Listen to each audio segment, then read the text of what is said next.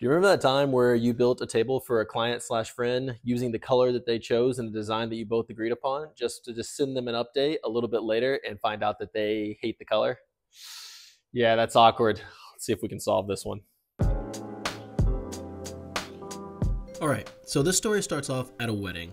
And no, not mine. Ugh, yikes. Me without a beard is definitely a weird image now.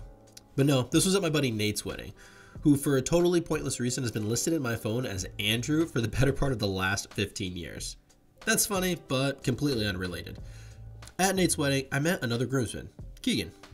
Now, I had heard a dozen references and stories about Keegan, but this was the first time I had actually met him in person, so I was definitely curious, but also a bit cautious. I mean, after all, this dude could end up being a total jerk. I feel like most weddings have at least one of those. Anyway, this wedding took place in February, and the church's parking lot had a good deal of snow and ice on it. And for obvious women wearing heels related reasons, both Nate and the pastor were concerned that this would prove problematic later in the afternoon when the aforementioned women would begin arriving.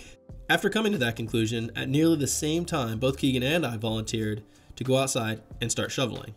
First sign that Keegan was likely not the jerk of this wedding, or if he was, he had an odd way of going about it. So we're outside shoveling, and while shoveling, naturally we start in on the standard fare small talk of meeting a new person. What do you do? Are you married? Blah, blah, blah. Before long, my woodworking background came up and Keegan was super interested. He asked a ton of questions about projects I had made and how long I'd been doing this. Before long, he stopped and said, "Wait, you're on YouTube, right?" I said, "Yeah, but it's not a huge channel or anything. I just do it for fun and I try to help some people here and there." And he responded with, "Well, what about your website?" I told him I'd messed around with a website before, but I wasn't super great at it, and it always served more as a cool extra rather than anything that could actually generate business or profit. Well, long story not so short, Keegan tells me about his IT job and how he builds websites for people on the side, and how he'd love to swap labors. I would make him a table, and he would build me a website and then stay on retainer for a while to work out any kind of tweaks or extra functions we'd like it to have. Honestly, this sounded like a pretty swell idea to me. So that brings us to today, where I'm building this custom dining room / board game table. Now, to be totally transparent, this table was definitely inspired by, if not completely mimicked from, a company called Wyrmwood. Wyrmwood is a company that designs board game tables for high-end board game playing. Now, I'm not associated with them, I'm not affiliated with them, but they make really, really cool products, and this is where my design came from. Now, while this table was heavily inspired by one of the Wyrmwood tables, my hope is to find a few ways where I can make this table even better for Keegan and his family. It seems like whenever you consider improvements, the argument of form over function tends to take place. For example, the original design had 3 to 4 pieces of stock glued up for each leg. This is a super strong design and could likely take a beating with minimal wear and tear to speak of. However, in my opinion, it looks and feels unfinished. So instead of stacking and gluing multiple boards, I decided to glue up an MDF core and then wrap that core in 3/4 inch red oak stock. My thinking here is that by keeping the veneer, if you can call 3/4 inch thick material a veneer, so thick, I don't foresee any real issues with the legs getting kicked, bumped by dining chairs, or any front-end collisions from the latest kid's toy from Little Tikes causing any serious damage. And again, that wrap is going to make sure that each side of the leg, both visible and on the inside of the table, look really clean and consistent with face grain. Now, I realize everyone who watches my videos are not woodworkers, so for those of you who don't understand edge grain versus face grain and why this makes a visual difference, here's a quick animation to help that make sense. What I'm doing is the leg on the right, where you can see it's wrapped on all 4 sides, and the grain or the appearance on the face is very consistent, versus what the original design on the left is where there's 3 to 4 boards just smashed together, and you can see the difference in grain pattern on the face versus on the edges and the top. And so the first step in achieving that look is to glue up the inner component, which again is going to be made of MDF. MDF is really heavy, it's got a lot of weight to it. It's not very strong in that if I were to drop a screwdriver on this, it would probably ding. But again, it's not going to be taking the brunt of any impacts, it's just going to serve as the core. So with a good amount of glue and a good amount of clamps, we can get these put together, and that'll give us our lengths and widths in order to decide how big our leg wraps need to be. And with these all clamped down with a little bit of squeeze out, we'll let them sit overnight and check back in tomorrow. Man, do you ever hate when you're trying to go for a cool shot with the slow-mo garage door open and then a herd of geese fly by and then the dog barks and then you have yard-sized beer pong in the background that's blocking the shot? It just, anyway, we're gonna move on. Things just don't always go to plan. Our boards have been sitting. Not really much movement, which I didn't expect there to be because, again, these boards have been sitting in my garage for a long time, so they're pretty stable. We're going to get our MDF blinks out of the clamps and then get those squared up on the joiner and planer to where they're perfectly square, and then we'll start cutting our 45s in order to wrap those legs up. So let's do it. Okay, hard transition here. I will never buy 4-foot parallel clamps again. They're expensive, they're heavy, and they're way too easy to lose track of weight distribution. Check this out. Gravity has its say, and that smashes directly on my foot. Thankfully, I was able to recover, but my goodness, I just don't use them enough, and they're way overpriced. On that note, I want to pass along a bit of advice to any beginner or even intermediate woodworkers out there that I wish someone had told me when I was getting started. Don't buy parallel clamps. I know. A very unpopular opinion. It seems like every woodworker on YouTube has a full wall of parallel clamps, myself included. Ooh, whoops. Sorry for the wonky eye, Chris. Still frames are hard. So here's the real issue. For most beginning woodworkers, they're not going to have perfectly square stock. Their lumber is likely going to have some kind of bow or twist that either the lumberyard or the local woodworking store failed to remove. And most parallel clamps just don't have enough pulling power to close up those kind of seams, especially when you're dealing with heavier and longer boards. Just save your money, go to the big box store, buy 6 or so 3/4 inch pipes and some connectors, and then pick up some Bessie pipe clamp kits. Then just rotate the links out for whatever your glue up needs at the time, and you'll be good to go. I know this isn't groundbreaking advice, but it will easily save you hundreds of dollars in unnecessary clamps. Let's get back to the project. Now that we've got our interior component squared up and true, we can line it up with the 145 edge that we've ripped on the table saw. Once we get that lined up, we can mark our next cut line and then bring the saw right up to just kiss that line to make sure that we get a nice tight fit on this grain wrapped look. I want to talk about something maybe we can all relate to here, so I don't feel so dumb. Have you ever ordered a piece of furniture online that came in a box with a lot of knockdown hardware, and then you started to notice this thing's got about 42 more pieces than you thought it would? That's kind of how these legs felt. When I originally had the idea to wrap them, I was purely focused on the durability and the appearance of each leg. I didn't really stop to consider the amount of time, pieces, or overall material that it would need. In the end, I got it worked out no problem, but I definitely only had scraps left over by the time this project was done. Okay, so now that I have the legs clamped up and curing, we're going to turn our attention to the tabletop, and that is going to consist of 6 individual panels that are all 15 inches wide, well, 15.5 inches wide, and have tongue and grooves on either side because I want these to be able to come together. I'm going to put a little gasket on the tongue and groove to prevent for leaks and things like that. We'll get to that a little bit later, but first we need to repeat the same process we just did in breaking down our lumber and getting these panels ready to glue up. Now, fortunately for me, I have a 20-inch planer. I know, but I paid for it. It's mine, so like I can use it. It's all right. And that's going to make getting these panels totally dead flat and even with each other really, really easy. So milling should not really take that long. Let's get started on that part.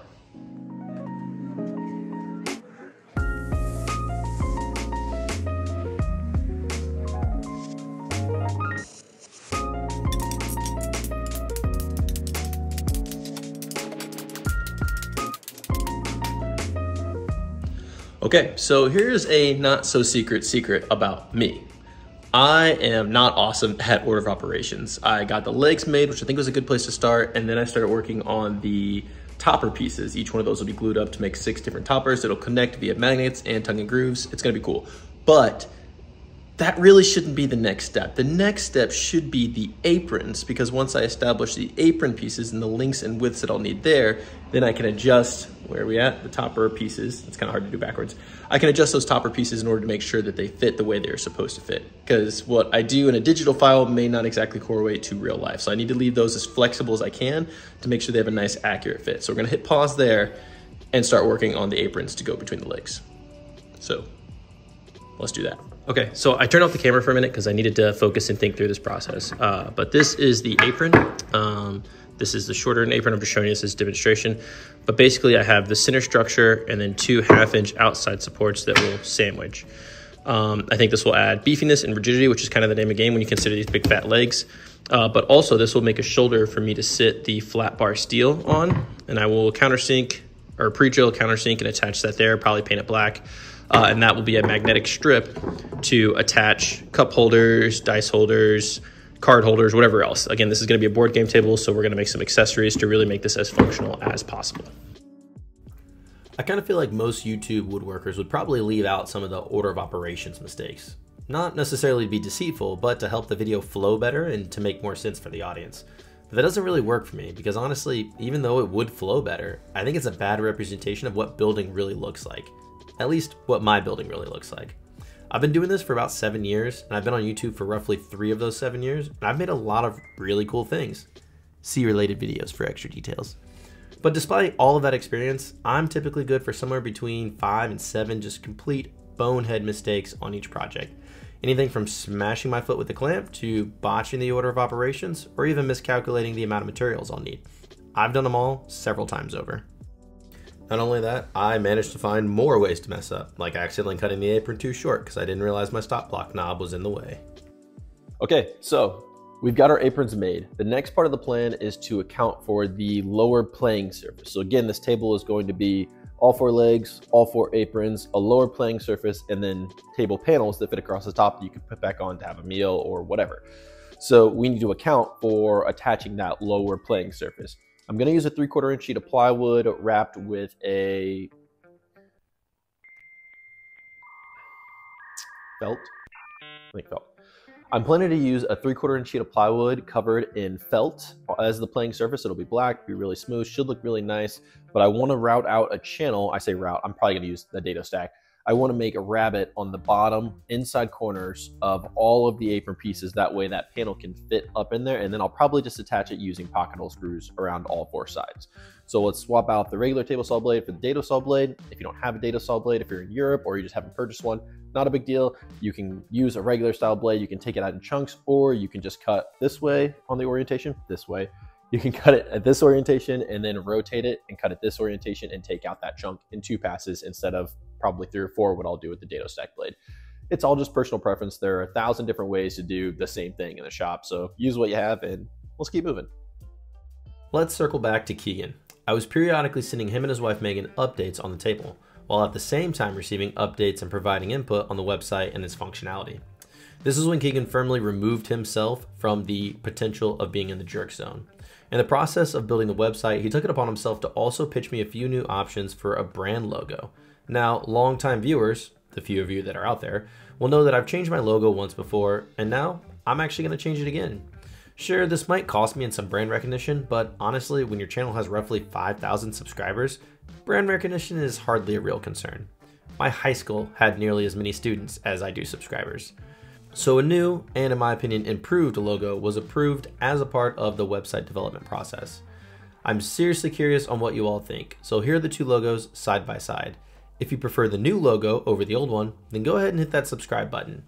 And if you like the older logo and you think that should have stuck around, then go ahead and hit the like button. Or if you think this whole thing was just an underhanded way to manipulate viewers into boosting my channel stats, then go ahead and leave a comment below and let me know how you feel about that. Back near the beginning of the video, I talked about trying to find ways to improve on Wyrmwood's original table design. The first of those was increasing the beefiness and overall appearance of the legs. We used that solid MDF core and we wrapped it all in 3/4 inch stock with consistent face grain on every side. The second is going to be replacing the knockdown hardware that comes with the original design with permanent floating tenons. I'm not sure what it is about knockdown hardware, but it always sort of makes me feel like I bought whatever I'm assembling from IKEA. Now, there's nothing wrong with IKEA, but the furniture produced there isn't really suited for longevity. That's not to say that the hardware that Wyrmwood uses is akin to IKEA's quality. Truthfully, I don't know. Just that knockdown hardware, while convenient for moving purposes, always feels a bit less secure than a permanent connection. So to that end, I opted to use my domino and do loose mortise and tenon joinery to give this a nice and secure connection. There's an old custom table company whose saying is, if our table doesn't sit flat, then you need to check your floors. Now, while I don't subscribe to that degree of confidence during my builds, I'm more of a we can always put the ugly side against the wall kind of guy. Adding these concealed leveling feet to the bottom of the table is the third way that I'm trying to improve on this original design. Honestly, this is a step I try to take on all of my table builds, assuming the base design allows for it. It seems completely foolish to not opt for the $15 insurance plan while building a several $1,000 table. The last thing you want is to deliver a table and then have it wobble while you're setting everything up, even if it's not your fault.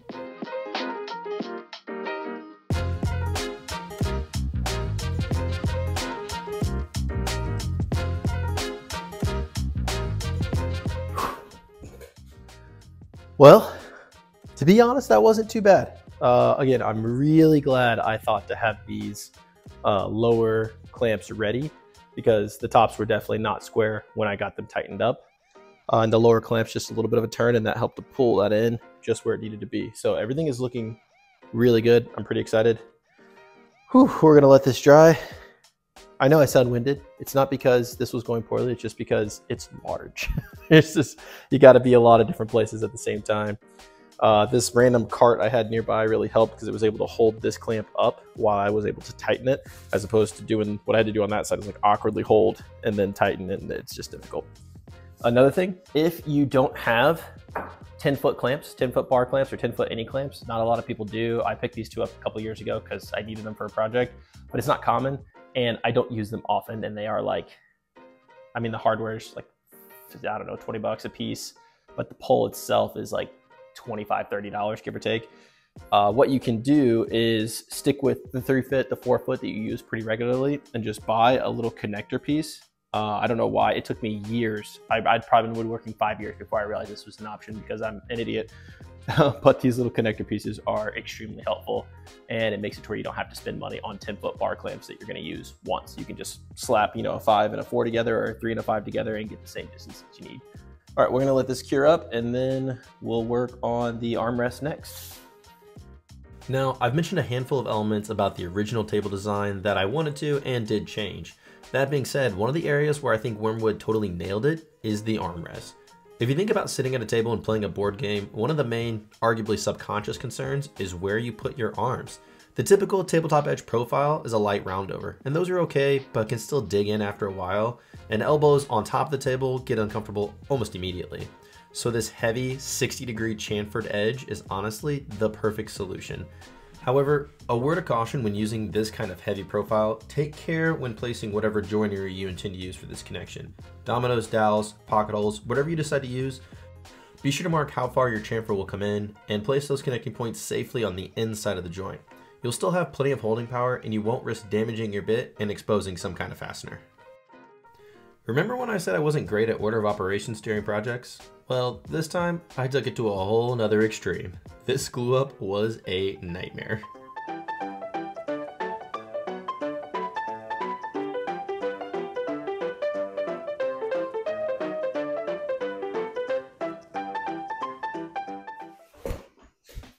Whew. So let's talk about that. That is not at all how that was supposed to go. I spent so much time talking about preparing for a good glue up, and the table base came together wonderfully. And then I started working on what should have been a very simple glue up, and it's like I suddenly forgot everything I knew. I started to mortise out dominoes before I added edge profiles, which means the bearing that the router bit rides along hits the domino holes and it messes up the edge profile, so I should have done that in the right order. I realized there must have been a setting wrong on the domino itself, because it's supposed to be a 40mm domino, and I plunged both sides at 20mm, and for some reason it felt like I was trying to drive a 40mm domino into a 35mm mortise. I was crunching it, and I've never had that issue before, so I'm assuming there's some type of setting that's allowing or preventing my domino from plunging all the way in. So I'm gonna have to look into that, or just know mentally that I need to make a deeper mortise each time, which is not really that compromising. I suppose the joint would be a little bit less weak, but this isn't a structural integrity joint. This was just for alignment, and I ended up putting a lot more work into this than what was really needed. I've got 14 different clamps, a crossbar. My 10-foot pipes actually started to bow and pull on those threads, so I had to clamp the board down to the pipe, and then to straighten the pipe back out, I had to clamp a cross beam to lock it in place. It just, a ton of things went wrong there that really had no business going wrong. And it all started with me, 1, losing sense of my order of operations, and 2, trusting the domino blindly, which maybe that's what this video will be about. Don't trust your domino blindly. It's a great tool, but it's only as good as the user. And in this case, the user really dropped the ball. I'm gonna let this spend some time curing up. And then thankfully, even if it's a little bowed, the way that we're fastening it to the tabletop, it will pull and suck it downward. Because we drilled those holes through the bottom. We're going to use big fat panhead screws, so that shouldn't be an issue. And we will be able to move on to the next step, which will be the bottom 3/4 inch sheet of plywood that will lift up and be the playing surface for the games underneath. So that is where we are at, and we'll see you in the next scene next time in DonnyGrahamBuilds. Yeah, who knows? Let's go. Okay, so despite the ridiculous glue up, this is looking pretty clean. I'm going to take the Traxol and just ever so slightly snug up the corner. I left a little bit of overhang here, that way I could get that dead on perfect before I do the exterior edge profile. One thing I did notice when I put this on though, because of the way I did the legs, the MDF core will be exposed, as will the ingrain oak, whenever the top is removed and you're playing a game. And I think that looks really tacky. You're tacky and I hate you.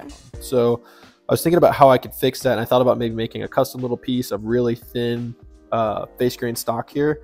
And then I remembered that way over here in my very, very well organized shop, I have some leftover oak veneer from when I did my desk. I'll throw an image here in the top left corner if you haven't seen that video, definitely check it out. But I think that will be perfect. I can apply it to this entire structure and then just razor blade it along this edge and along the outside, just light sanding, and then that will keep that totally covered, but won't be so thick that it'll impede how this connects and how this sits flush on top of it. So I think that's going to be a really good solution. I've got some leftover contact cement, so I'll start cutting out squares for that and we'll get moving. Now, if there are any of you out there who, like me, prior to my desk project was really intimidated by the idea of contact cement, I'm here to put you at ease. It's really not that intimidating. It seems like you only have one shot, and if it touches wrong, you're screwed. But the reality is you just put a good amount on either surface, wait for it to get tacky, press it down, and then do a little bit of pressure rolling, and Bob's your uncle. You're pretty much done. Then you can go through and cut off the excess. I just used a utility knife and then did a little bit of touch-up sanding. Thankfully for this particular location, it doesn't have to be perfect because it's mostly going to be hidden by the armrest. Now, because I often work alone and OSHA would never approve, I went ahead and got the table base flipped and placed up on the workbench off camera. And it's finally time to cut and install the main component that actually makes this table a board gaming table, and that's the gaming surface. And I know a lot of goofy failures have been found throughout this entire build, but this time I nailed it. That is, of course, until I remembered to cut in the corners to accommodate the legs. Then I nailed it. Fit like a glove.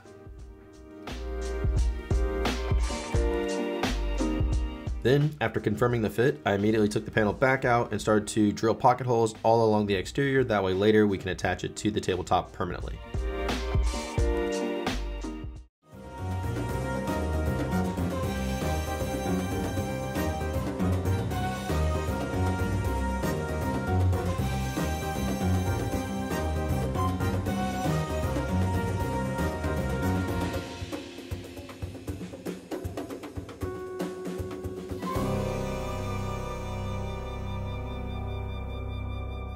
Alright, so silly Mission Impossible OSHA challenges aside, this music track does set the scene for who I'd consider the MVAH, that is to say, the most valuable hole of this entire build. Rubio Monaco, the GOAT of all hard wax oil finishes, especially by woodworking standards on YouTube. Now, I want to be very clear, I love Rubio, I've been using it for years. However, this is the first time I've ever used Rubio Monaco in the mahogany color, and it backfired big time. Now, for any of you out there who are unfamiliar how the colors at Rubio Monaco work, on their site you can go and select one of like 6 different wood species. Then you can scroll through, see all the color options that they have, and you can see how that color will appear on your wood species. Seems like a foolproof method, right? Well, not so fast, my friends, because Keegan and Megan had chosen mahogany, which looks like this on their website, then in person shows up like this. I'm guessing you can see why the opening scene of this video was what it was. This color is awful. Now, I know what you're thinking. Donnie, why the heck are you still applying this finish if you think it looks so bad? And that's an excellent question. But here's the thing. Appearance is subjective. What one person thinks looks awesome, another person might think it looks terrible. And just because I don't really like this doesn't necessarily mean that Keegan and his wife won't like it. So that's my perfectly reasonable rationale, and I'm going to stick to it for my own mental denial, and we're going to continue moving forward on this table without faltering. Now, I went back and forth on what I thought would be the best way to attach the felt pad to the lower gaming surface. Originally, I was going to super glue one side, pull the fabric taut, and then super glue the opposing side, and then I realized the middle section may still move if the fabric material starts to stretch down the road. So ultimately, I just opted for using some spray adhesive, and this worked pretty well. But I'm a belt and suspenders kind of guy, which is why we originally routed the rabbet on the bottom of the table aprons. That rabbet will hold the outside borders of every side of the playing surface and really reduce the likelihood of the fabric coming off the plywood underneath.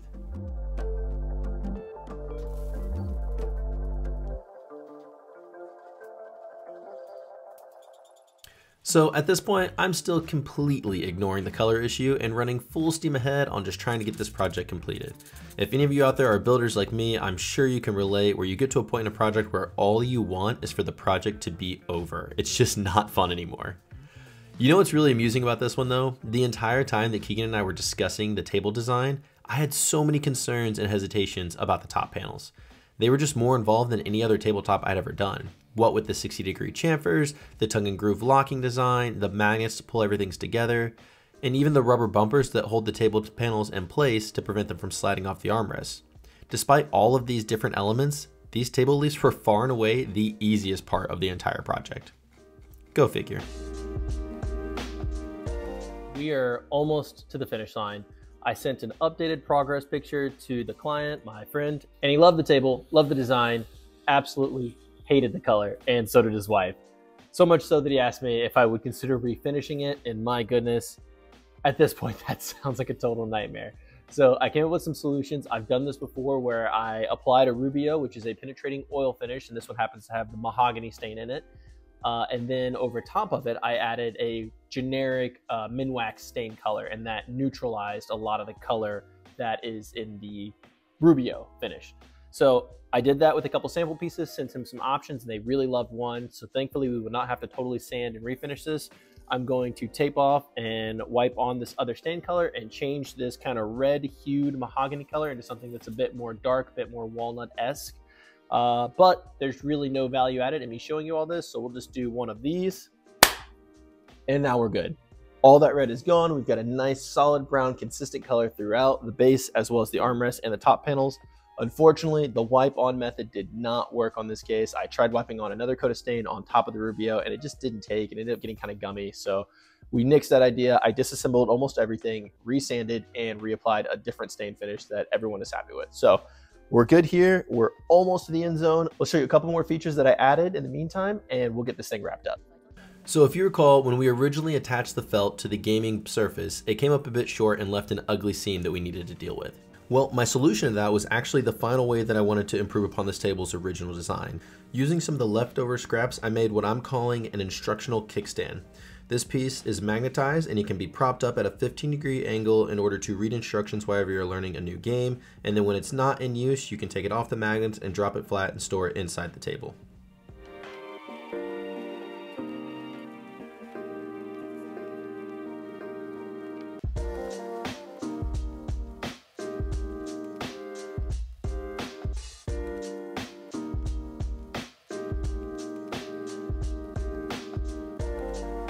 Needless to say, this project was a bit of a bear. Several setbacks, lots of mistakes, and a fairly uncomfortable conversation that put a new friendship to the test. But thankfully, Keegan continued to confirm his non-jerk position by being super understanding the entire time.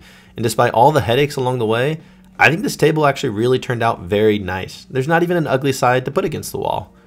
To top it all off, I got to kick off the table's long board gaming career by kicking its owner's butt in a new game. Can't beat that.